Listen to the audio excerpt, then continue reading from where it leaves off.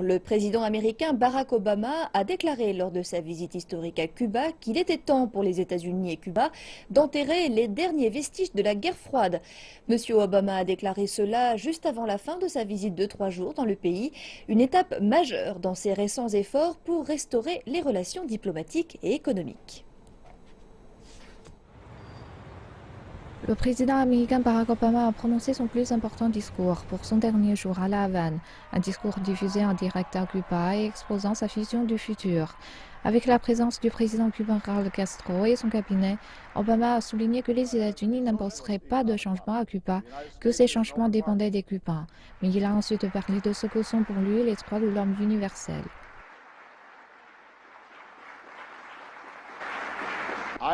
Je pense que les citoyens devraient être libres d'exprimer leurs pensées sans peur, d'organiser et de critiquer leur gouvernement et de protester pacifiquement.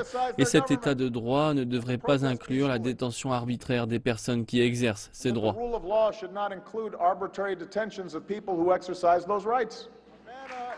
Obama a appelé le Congrès américain à lever l'embargo commercial, mais il a déclaré que pour en bénéficier, Cuba avait besoin de changements économiques également.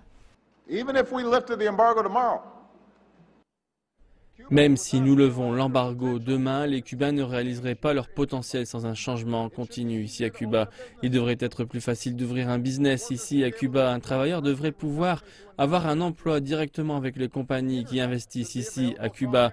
Internet devrait être disponible sur l'île afin que les Cubains puissent se connecter avec le reste du monde et avec l'un des plus grands moteurs de croissance humaine de l'histoire. Et qu'est-ce que le public a pensé de ce discours?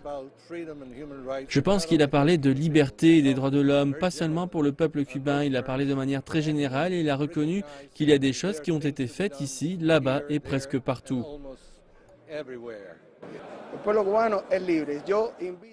Le peuple cubain est libre, j'invite quiconque le souhaite à venir ici et à le prouver dans les rues. Les gens parlent de ce qu'ils veulent, de leurs opinions et rien n'arrive. Il y a un autre moment télévisé mardi qui a attiré encore plus de monde et auquel participait le président américain Raúl Castro, un match exhibition entre l'équipe nationale cubaine et les Tampa Bay Rays. C'est la première équipe de ligue majeure américaine à jouer sur l'île passionnée de baseball depuis des décennies. L'impact, s'il y en a un, de la visite historique du président Obama à Cuba sur un potentiel changement politique et économique pourrait bien devenir plus clair après le congrès du Parti communiste du mois prochain, le premier à être tenu ici en 5 ans.